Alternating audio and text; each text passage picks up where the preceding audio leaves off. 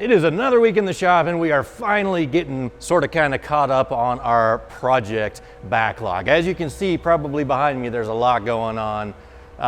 We have Dom's Turbo Silverado, which we are in the middle of. We got a lot of the teardown work done. Chris is getting started on the hot side. He's over there doing some Subaru stuff, so he'll be back on Dom's truck in a little bit. I've been trying to get caught up on my S10 3-link project, which is what I'll start doing today. But as you can see, we got the rear end tore apart. I'm doing just a little bit of fab work. And then finally over here, we have an engine that's going to be going in a very special project, something that has 6 wheels, a ramp body on the back, and it's going to make a whole lot of horsepower. So I'm not doing anything on the 6-liter today, but very shortly we'll get started on that. But yeah, my main goal to just kind of help clear out this backlog is to get the S10 put back together, because I got pieces and parts everywhere. If you remember from way back, about 2 months ago was when I actually got started on this. We're doing a 3-link rear suspension build. It's a Pro Touring vibe. It's going to be an all-wheel drive truck, LS swapped. But I just want to get this thing back together and on the ground. And we are so very close. All the fabrication for the suspension is done. I'm going to mount some brake line tabs on this axle, then it can be painted and put back under the truck. And then over here, the very last thing I'm doing is adding an additional cross member to help stiffen up the chassis and to help tie into our upper link mount. And once that's done, we'll blow it apart, we'll splash some paint on some of this, maybe all of it. But here's kind of what we've got mocked up. This is just some 1 3/4, 3/16 wall DOM. It's going to be similar to the ZQ8 S10 bed brace, but kind of different. As you can see, I've got it blocked up here with some of this wood strapping and these clamps. This is where the cross member is going to be. I'll go get it, but I'm going to tie that into the frame rail, not just relying on the bed supports, because those are a little bit flimsy. But I built this template here. As you can see, it's got a radius on the end to attach to the tube. It's going to have there's a hole in the bed mount that this will attach to, and then you can see those 2 lines right there I drew on the frame. Basically, it's going to go from all the way up there. It's going to weld to the back of the bed support and weld to the frame, and it's going to sort of tie the lower suspension pickup point into the cross member, which is going to be tied to the upper suspension pickup point. So basically my goal here is to tie all the suspension together, so even if this truck ever, which it probably won't, but like, let's say it makes 1,000 or 1,500 horsepower. Let's say I want to go after like some all-wheel drive records and stuff. I want to have the frame be as rock solid as possible. So we could even lift the front wheels, not that you want to with an all-wheel drive, but let's just play what if. If that happened, I want the frame to be more than strong enough to handle anything we potentially could throw at it. So who knows? Anyway, let's jump right in.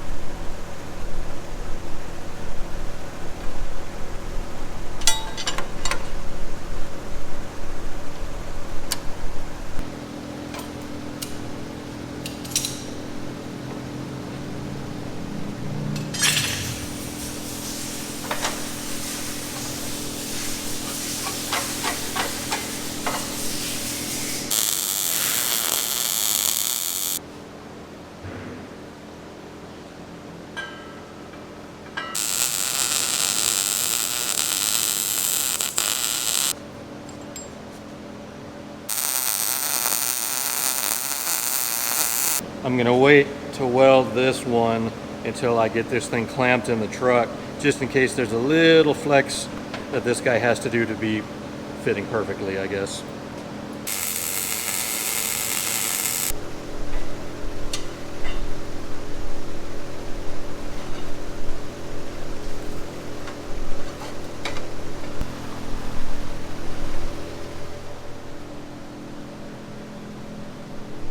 Alright, this piece is just going to tie everything together. That's kind of the main reason why I'm doing this, to reinforce the upper link mount. Now, I do not have a tubing notcher, but I cut this guy at an angle because I want it to sit underneath here, not be too high up. Because again, there's a bed under here. But I think if I just do this and use a Sharpie, I can get a pretty good contour for where I need to do the fish mouth or the cope on this pipe. Tube, technically, I guess.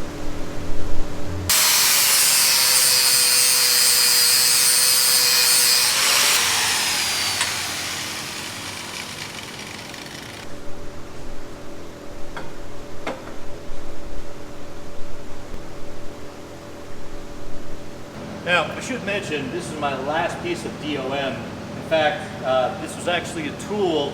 You can see these tabs. I welded on to hold a pinion yoke to tighten it down for some project years ago. But this is my last piece of DOM in the shop. So if I cut it too short, it's not that big of a deal. I gotta go to the store. But wish me luck anyway.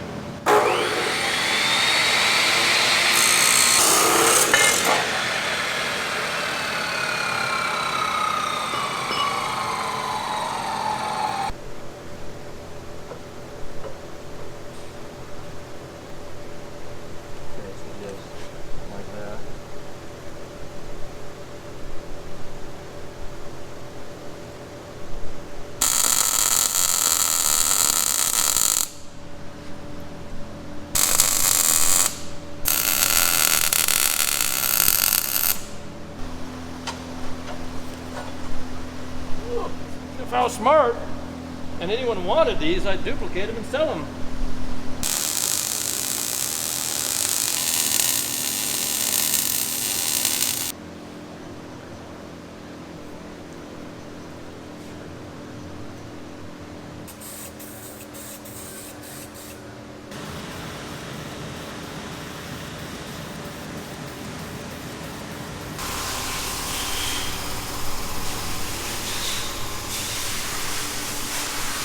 A little while later, we get our crazy reinforcement contraption all done and ready to be welded permanently into the rest of the truck, and hopefully it actually serves some purpose instead of just adding weight. But like I said, the DQ8 S10 used a similar thing. This is also going to help reinforce my upper third link mount, so we'll say it's definitely worth our while.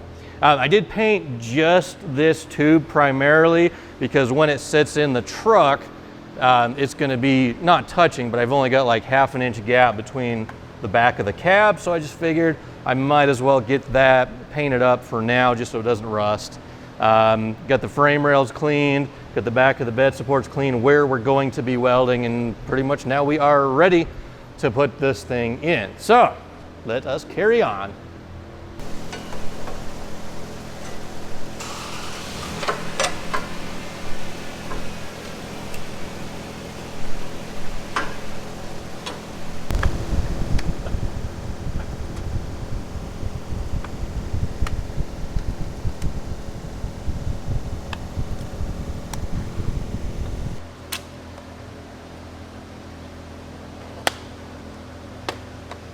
So for the past couple of weeks, every time I turn on my welding helmet, it pops up and it says the batteries are low. Now, I'm going to use that as an excuse along with the dirty lens to say why my welds, my MIG welds, don't look awesome. But I'm going to put new batteries in and I have a new lens, so now all my excuses are gone.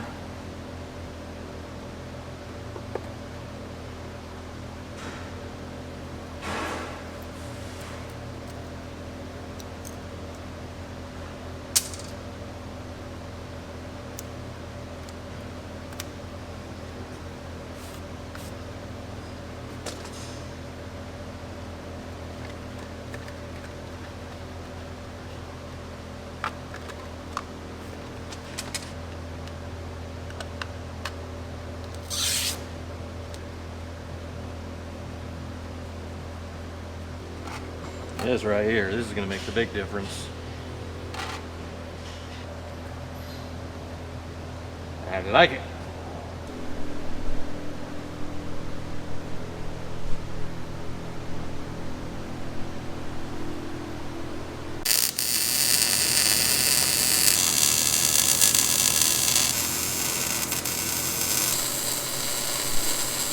Seriously guys, look how clean that is. Camera can't see it, but it's clean.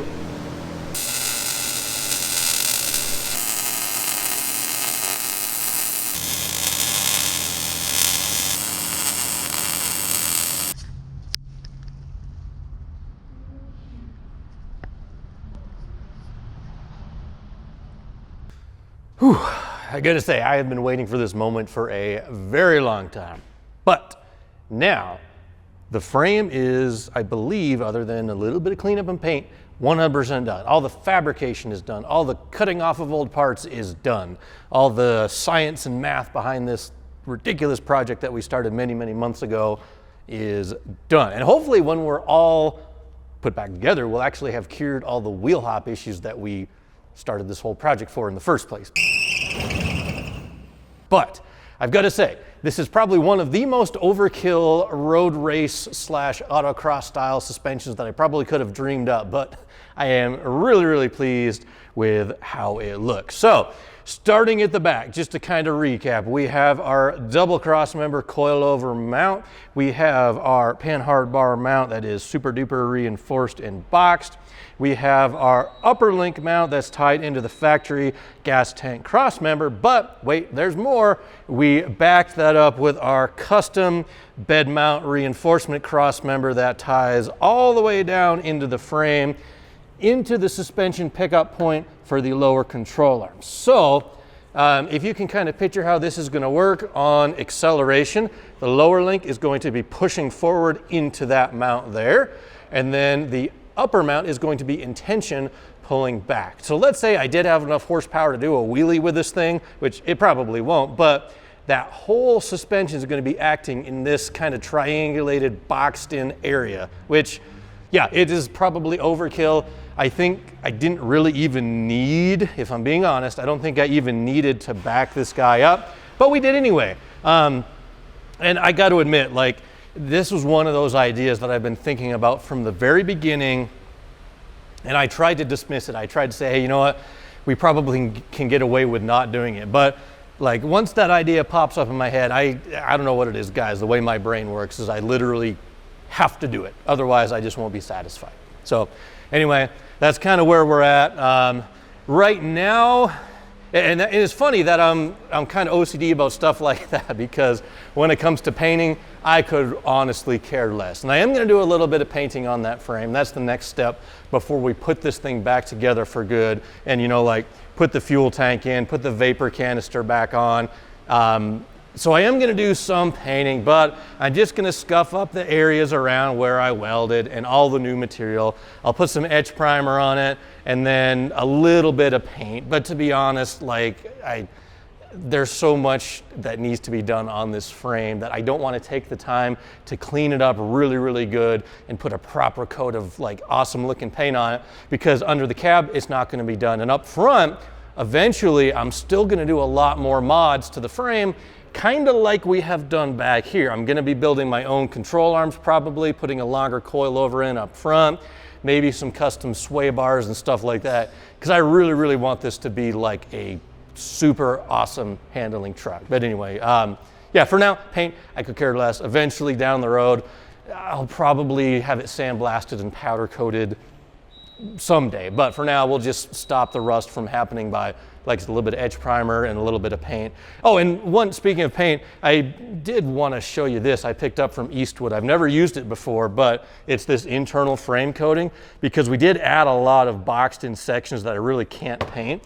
And it comes with like this, this really long straw, and it's got, let's see here. It's got kind of that nozzle on the end. So we'll see how it works. I'll give you my review of it, but we'll use that to get inside the cross members that we added and get inside the boxed in section around the rear two cross member. So we got a little bit of prep work to do, and then we'll spray some paint. Not a lot of paint, but just a little.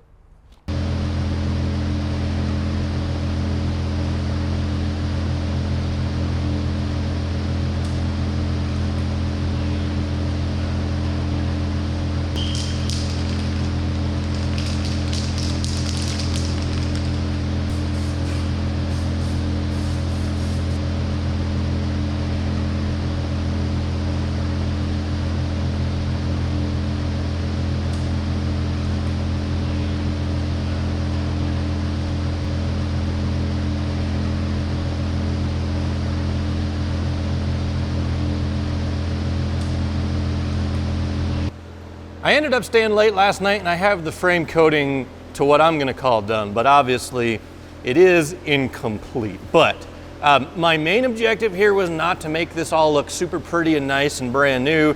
The objective was to protect all the new metal that we have installed, stop that from rusting. And this is probably healthy for my OCD to allow this to set a little bit longer. And the reason why this doesn't bug me right now is because in the long term, like I probably already mentioned, the whole thing's going to be coming apart. Once I get the fab work done on the front suspension, there may be a little bit more fab work I do, like I might end up doing a rear mount tank here at some point. So rather than making that all look nice and then grinding it off to do more welding later on, I'm going to wait till we have the whole thing like done. And then when we blow the truck apart to do a paint job on it, I'll probably take the frame and sandblast it and powder coat it, or at the very least put like a 2K epoxy style, really good durable chassis paint on everything. That way, front to back, it all looks great rather than having kind of a patchwork of different colors and products.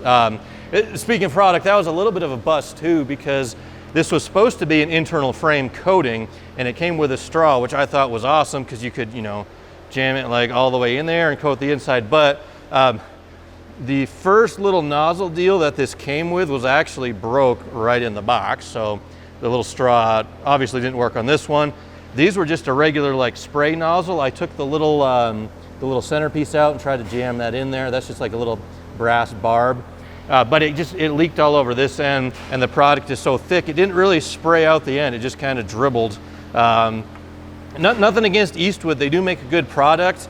I ended up just spraying it on the outside of everything because it was like 45 bucks for the can. And it doesn't dry like a rubberized undercoat. It does feel like a paint. It's fairly thick, and it should protect it. And of course, we did also use a acid etch primer before we put the product on. So goal accomplished in terms of protecting the metal, goal accomplished in terms of my suspension, because this is, again, very overkill, but I'm really pleased with the design. And fingers crossed, I think this will all even fit under the stock bed. I did take about 1 million measurements, and this should fit just in front of the front bed rail. This should fit just up in that opening between the two bed rails. But anyway, now we are going to put the brake lines back in their clips, put the fuel tank back up in, get the charcoal canister in. That way I can clean up some of the mess that's on the floor. And then there's just a few things left to do to the axle. Brake line tabs need to be welded to it, and then it can get painted and put under the truck, and I got to paint the links. So we're getting there. We're pretty close.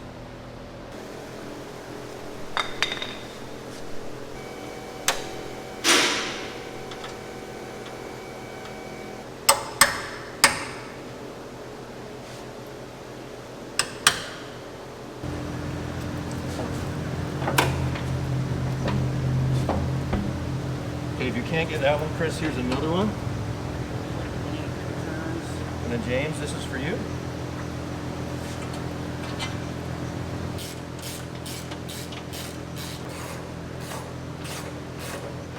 See how we accounted for the fuel tank bolts around our reinforcement plate?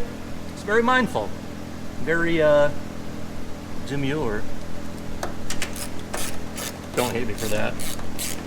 I watch too many reels.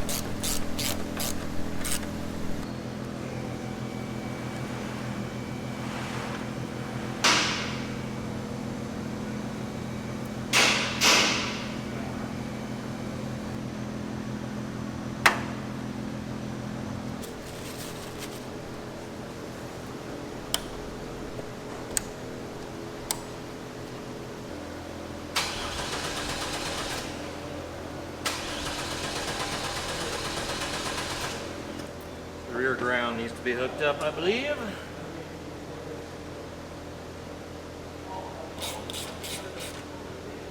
Try that again.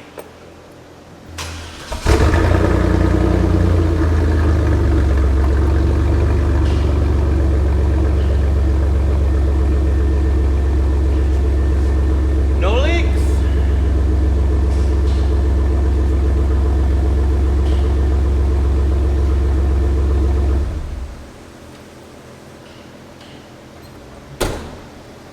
Oh, and that sound, by the way, 100% why I don't want a turbo V6. I just don't like it. I know you guys weren't really digging the stock wheels on Dom's Silverado, but he just dropped off and installed the new drag pack. I gotta say, I love it. This like totally transforms the truck. And of course, you know, once it's all together with the hood shut and the grill on, it is gonna look just killer. The color combo is awesome. I don't normally love black wheels, but the black with the milled accents and with the chrome bolts and the red of the caliper behind there, I think that is just about perfect. It kind of makes me want to get a set for my truck. And now, of course, you'll have plenty of traction too with the 305s out back. So we'll get back to the turbo build on Monday. We had a pretty busy week at the shop here, so you'll see more of this coming up. But as far as the S10 goes, I am just so close to the finish line. I can taste it, and I'm really pumped to get this thing done. And it's kind of cool to watch it coming together and see all that planning kind of pay off. That's one of my things I always try to do, is plan for every eventuality before we even start making the first cut on a project. And there's a lot of stuff that we have to stuff in between the frame rails of the S10, and I'm really happy to see it coming together. I mean, the fuel tank is in there. Of course, we didn't move that, but we had to build around it. And so there's a neat little tunnel right here for the drive shaft to live. It won't be quite that low, but it fits perfectly in between the third link mount and the fuel tank, so that's awesome. You know, we made sure to account for the vapor solenoid or whatever this thing is for emissions crap. We left the little brake line tab. We had to move it, but it still works in the available space. The front frame reinforcement, we've got plenty of room between it and the fuel tank, so nothing rubs there. Plenty of room between it and the back of the cab, and of course, now it's much stronger. And even like the exhaust hanger, I wanted to make sure I kept the original type of exhaust hanger, and it is close, like it kind of barely pokes into this area, but I designed this suspension around this lowermost mounting point. So as long as the link stays there and it does what I want, I'll still be able to use the factory exhaust hanger. Or worst case scenario, I just slightly modify it to move this one inboard, and I would do that whenever I install the aftermarket exhaust. So the chassis is pretty much ready for the axle, but the axle is not ready for the chassis. Obviously, we got to paint it. I'll do that in just a second, but there's a little bit of welding that I need to do first. On each side, we have to reattach the flex hose, so that I get a little bracket that I'll just kind of weld on the front there. We've got to build the hard lines between there and the flex hose. Of course, same thing over there. And then finally, I picked up these guys from, I think, Max, the one that make the tie-down straps.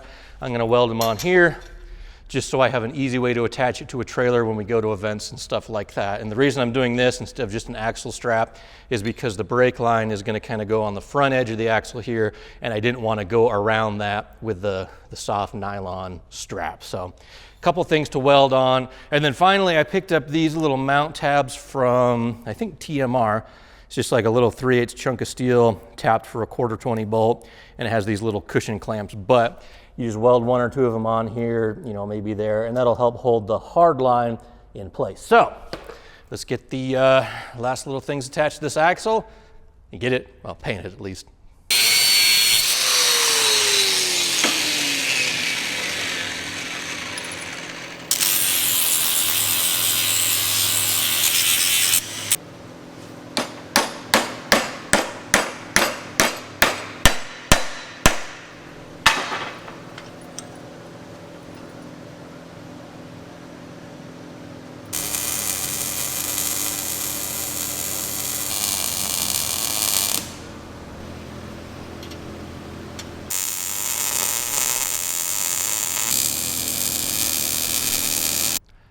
And just like that, we have welded our last weld and the axle is ready for paint. So we get some nice little tie downs there so we don't have to run an axle strap. I did get the stock brake lines just kind of tweaked a little bit. They actually fit pretty good. We do have the new axle brake line mount tabs there. Plenty of room so the flex lines won't rub. And then we got the little cushion clamp mount right there.